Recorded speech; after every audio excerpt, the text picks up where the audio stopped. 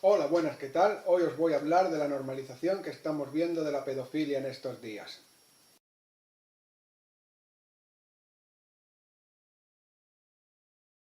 Es una parafilia en la que la excitación y la gratificación sexual depende de fantasear con menores, con la particular característica de, de una marcada diferencia de edad. Y la pederastia sería cuando la pedofilia se lleva a hecho.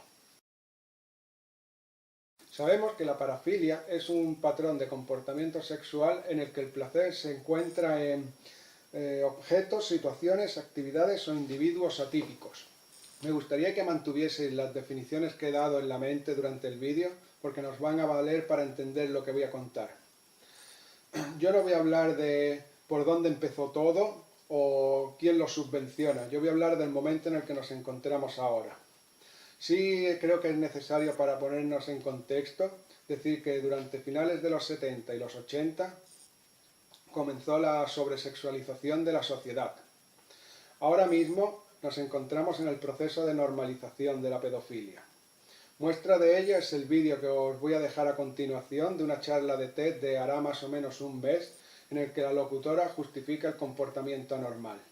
Veámoslo y luego lo comento. Let me tell you about Jonas. Jonas is 19 years old. He studies law in Munich. In his spare time, he likes to play soccer.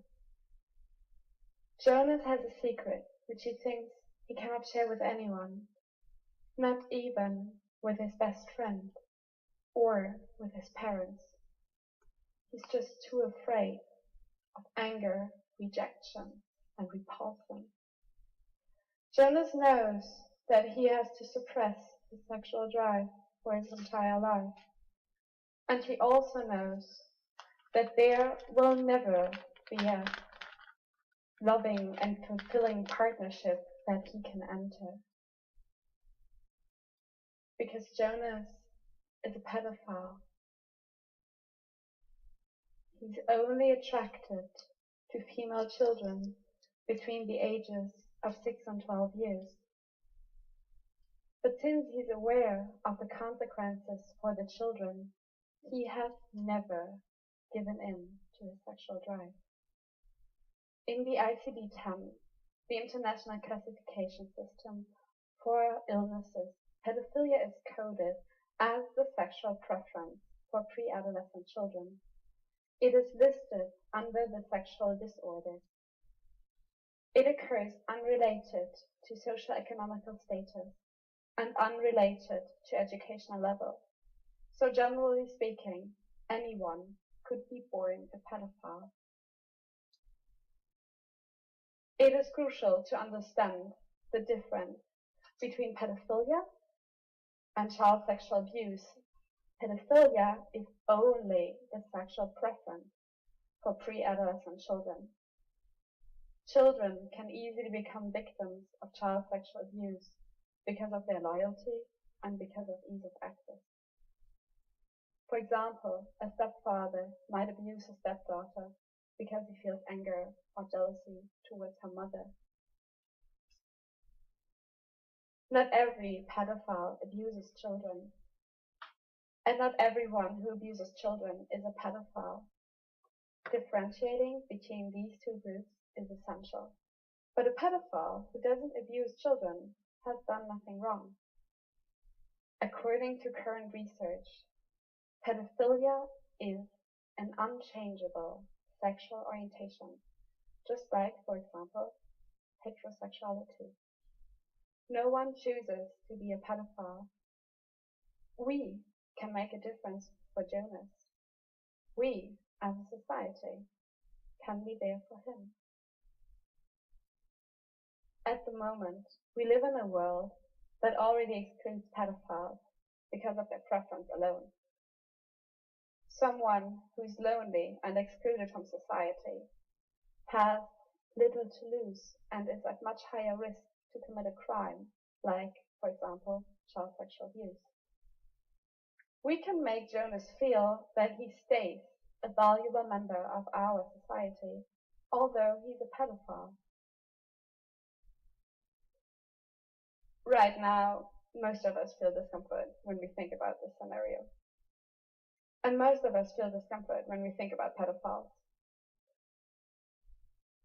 But just like pedophiles, we are not responsible for our feelings. We do not choose them, but we are responsible for our actions. And we must make a decision. It is in our responsibility to reflect and to overcome our negative feelings about pedophiles and to treat them with the same respect we treat other people with. We should accept that pedophilia is a sexual preference, a thought, a feeling, and not an act. We shouldn't increase the suffering of pedophiles by excluding them, by blaming and mocking them. By doing that, we increase their isolation and we increase the chance of child sexual abuse. Only if they make themselves recognizable, because they're not afraid of punishment, of anger and rejection, can we better understand the causes of pedophilia and we can improve their treatment. 5 years ago, I first heard about Jonas's life. Prior to that, I have never really thought about pedophilia and I had just adapted the prevalent societal view about it without never really questioning it. I felt anger and disgust about pedophiles. My perspective has been completely changed by hearing Jonas's story, hearing about his cruel fate. I feel it as my responsibility to help others overcome and escape wrong stigmatization and to have a positive impact on our future society. By changing our view about pedophilia as a society and by offering them support and therapy, we can help millions of people to live better lives. No one is responsible for their feelings.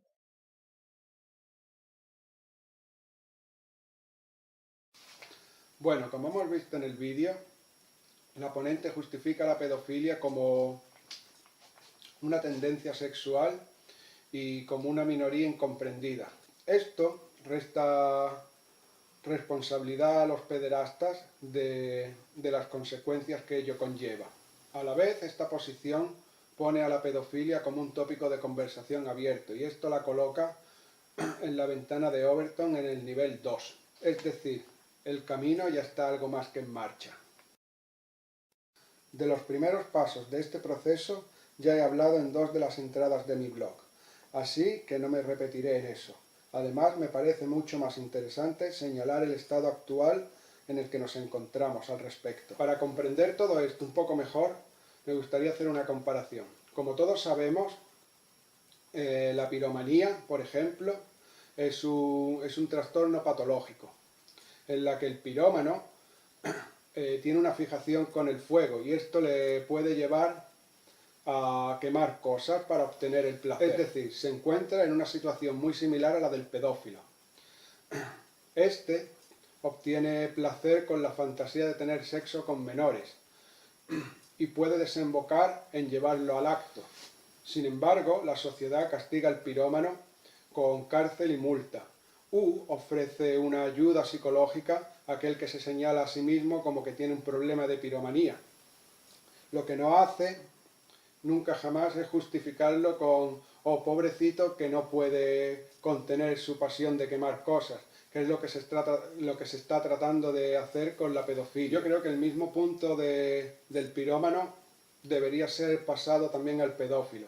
Aquel que se señala a sí mismo como que tiene esas tendencias debería de pedir ayuda psicológica, debería de tener esa opción. Y el que no puede contenerse, pues debería ser castigado por la ley. Lo que no veo normal para nada es la justificación y la sexualización infantil y la popularización que se está llevando a cabo del tópico.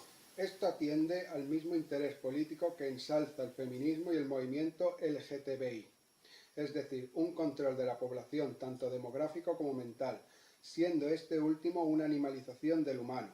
Pero como no me quiero alargar, y eso ya lo he hablado largo y tendido en mi blog, simplemente os invito a mirar los links que os dejo en la descripción. Por último, añadir que la historia ya nos dice que la liberación sexual fue, entre otros factores de más y menos relevancia, pieza clave identitaria de la caída de Grecia y Roma, que además estaba unida a una mentalidad pesimista sobre la vida humana y su futuro, tal como ocurre hoy en la sociedad nihilista en la que vivimos.